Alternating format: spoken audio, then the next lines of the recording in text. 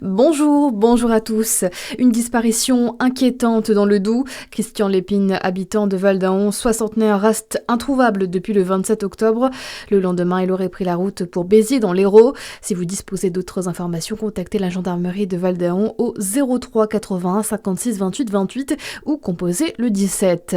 Mathieu Lefebvre, ministre délégué chargé de la transition écologique, et Sébastien Martin, ministre délégué chargé de l'industrie, se sont rendus ce vendredi en Saône-et-Loire à Alério sur le site de Pavé, entreprise qui recycle les déchets plastiques pour en faire un nouveau matériau réalisé uniquement avec de la matière recyclée.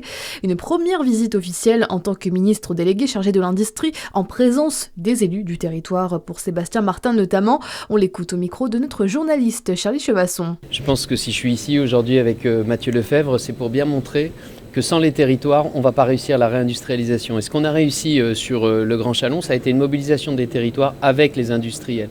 Et il est évident qu'aujourd'hui, à la responsabilité nationale qui est la mienne, je veux poursuivre dans la même logique. C'est-à-dire qu'il n'y aura pas de réindustrialisation du pays sans une association des territoires, sans bien identifier avec les territoires où est-ce qu'il y a des potentiels fonciers notamment de sites clés en main pour accueillir des usines et puis pour travailler dans un climat de confiance.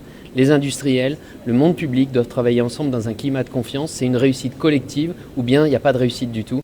Plus nous produirons en Europe, plus nous produirons avec des normes environnementales, insistait aussi Sébastien Martin durant sa visite. Justement, dans le reste de votre actualité générale, reprise des discussions sur le volet recettes du budget pour 2026 à l'Assemblée nationale. Une dernière journée sur cette partie avec plus de 2000 amendements encore à examiner par les députés avant de passer au texte sur le financement de la sécurité sociale. Le rapporteur général du budget, Philippe Juvin, a affirmé hier que la Chambre basse n'aura probablement pas le temps d'aller au bout de l'examen.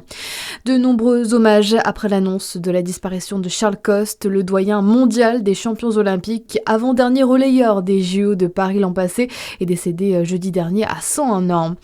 En foot, pas de but hier pour clôturer la 11e journée de Ligue, 0-0 entre Brest et Lyon. En foot aussi, à Nantes, les féminines du Defco se sont imposées avec un premier succès en extérieur, 2-1 face à Nantes, le deuxième succès de la saison.